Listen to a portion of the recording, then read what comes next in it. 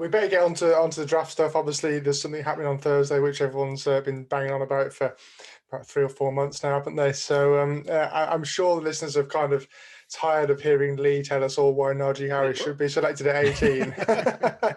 So, Ian, I just wanted to flip it to you, man. I mean, what are you kind of looking for? I mean, I don't know, I don't want to put you on the spot and say who do you want to each kind of pick or anything like that, but is there any kind of, you're looking for us to address a certain area? Any guys jump off the table for you? Well, I will tell you first and foremost with the sixth pick, I do anticipate a pass catcher. I do not think we're going to go offensive lineman. Some people are like, well, if Sewell's still there, maybe we consider Sewell. But then I remind them and I say, wait a second, we spent 4 draft picks last year on offensive linemen. You have to expect that those guys are going to take a leap and improve year over year. So I don't think we would spend an early pick on another offensive lineman. Maybe a later pick, but I don't think with a number 6. So I do think a pass catcher is going to be one of, and to be honest with you, some people love Pitts. I love Pitts too, right? I think if he's available, he would probably be my first choice. But I also love Chase. And Smith was the Heisman Trophy winner last year. You are not going to be a Heisman Trophy winner if you are a subpar wide receiver, regardless of what your size is. And I think that's the big question right now. Oh, he's only 160 some odd pounds. He won the Heisman Trophy at 160 pounds. So obviously he has a skill. And Jalen Waddle as well. The only question mark with Waddle, I think a lot of people have, is how is he going to come back from his ankle injury? Is he going to be as fast? Because the man is like Superman when he's running.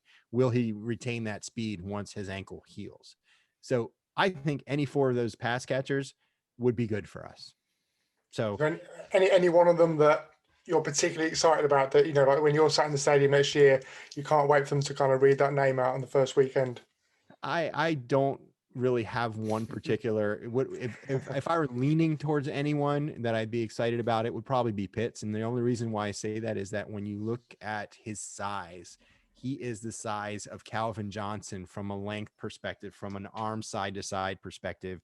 And remember Calvin Johnson with the Lions, the man was a monster. And if you think about who will need to cover the tight end, you've got Gesicki on one side. If you have Pitts on the other side, you're going to have a linebacker, or you're going to have a safety that has to come up to pick him up in coverage. And that is not going to be an easy task for anybody. So that's why I probably lean to that. Again, too, there's less tight ends on a team than there are wide receivers. So if you have the opportunity to pick up an elite one, why not? Go ahead, Simon. I think something's come up over the last few days. Joe Shad wrote a piece for the Palm Beach Post and queried whether the Dolphins everyone's talked about the Dolphins trading down from 6, but only recently has Joe Shad written a report indicating that the Dolphins might even want to trade up into the top 10 in addition to 6. So do you feel as though that's a likely scenario? And if so, who are the players that you would target if they had 2 picks in the top 10? Here's the fun thing. The fun thing is we have no clue what's going to end up happening, right? And I know the news folks, they try and say, well, here's what they're going to tend to do. Here's what we have seen with Greer and with Flores in 2 years that they've been together. We have seen that they have traded assets to accumulate more picks. We haven't seen them give up picks to try and move up. So I think just historically speaking, I don't see them moving up anymore into the top 10. Now, from the 18 spot, actually, I think they may end up moving down a couple picks, because if you can pick up another 2nd round pick, if you could pick up another 3rd round pick, why not? And all you do is maybe move 2 to 4 slots. It's a possibility. And again, this is based on what I've seen with them historically.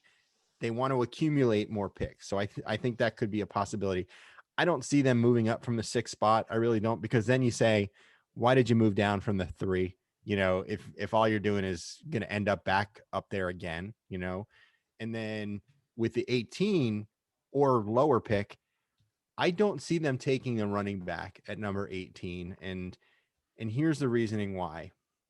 When you look at where Coach Flores came from, the New England Patriots, and when you think of the running backs for the New England Patriots, the Patriots never picked up a number 1 or a 1st round running back. If you think about it, they were always we're going to get 2 or 3 guys.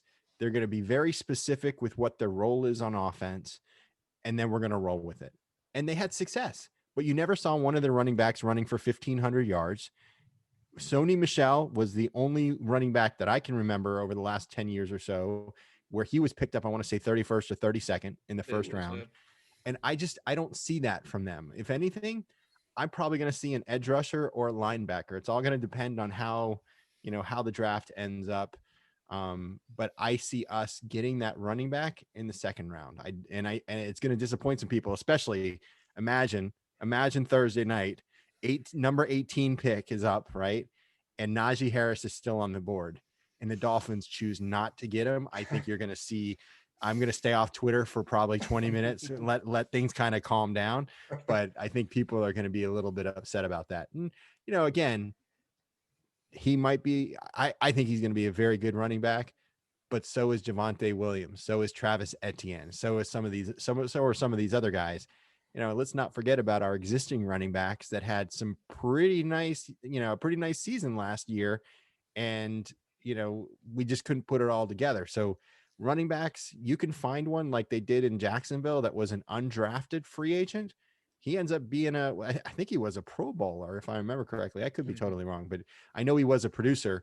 Is it James something or other? James Robinson. Yeah. Exactly. So there's your proof to say you don't always have to take a running back in the first round to find a good potential running back. I think Lee's going to be one of those upset, unhappy fans, Ian, if Harris is there at 18 and he doesn't get chosen. For sure, I'm a huge fan of Harris. That's not a secret on here. But at the same time, when I said that a few weeks ago and professed my love for Najee Harris, I also said, get the guy you want. If there's a linebacker you want there, I don't buy into this whole you can't take a player there because of reason X. If that's the guy Brian Flores wants, I'm all for it. This coaching staff has done enough with enough players to have my trust. Do you know what I mean? Would I like Najee Harris? Absolutely. As long as he doesn't take a cornerback. I don't think we need a cornerback at number 18 again. I know they love cornerbacks, but we still got Ignabogany out there that really hasn't had a lot of time on the field. So I want to see him before we pick up another first round. Yeah, there's actually a case, would you believe, for the Dolphins to pick another player for that secondary. I think given the amount of yards and they gave up last season, if you look at the stats, and especially in that Bills game at the end, their secondary got torn to shreds. There is a potential argument for them to pick up another player for the secondary, but we'll see how it goes. Give it a while till we do that, though. I think a safety. No, I was going to say, give it a while, then take a safety. Safety would be okay. We're on the same page, Andy. So you're right. Exactly. You said exactly what I was going to say. Perfect. Sweet. And then I think the second round, as I think about what we'd be looking to do in the second round, I look at here's the main positions that I'm looking at, and there's 4 main positions that I'd like to see us fill in the first 2 rounds: a pass catcher, wide receiver, tight end, one of those, an edge rusher, right, a running back, and then also a center. I think those are the 4 ones that I would love to see within the first 2 rounds. Now, if things don't work out and you have to take other positions, or maybe that center that you were looking at, Creed Humphreys is gone early, right? And maybe some of the other ones are gone early. Well, then look at linebacker and look at safety. Those are the 6 main positions that I want to see us fill within the first couple of rounds. And there's a lot of quality players in each one of those positions that the Dolphins can end up picking up. And that's why, too, again, I said 6 positions. If we trade down from the 18 spot, well, now you may have an additional second round pick that you could pick up one of those top linebackers. You could pick up one of those top centers, and you can accumulate these additional players. Lee, were you going to come in there?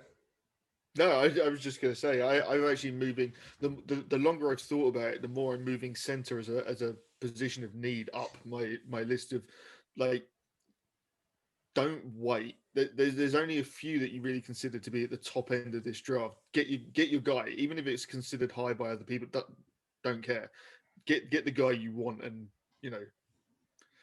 don't risk it. We saw it last year with the running backs. When they're like, oh, we can wait a couple of spots. You get sniped each time, and all of a sudden you're kind of left scrambling a little bit to fill a position of need. So yeah, I mean, just the more I've thought about it, the more I think centre is rising up my list of kind of priority needs.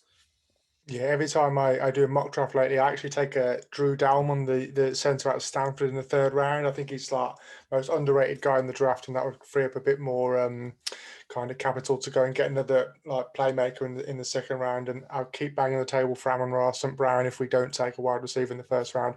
That's my guy. I really like him. I think Jarvis Landry all over him, and that sounds like something that we definitely like back on offense. I think there.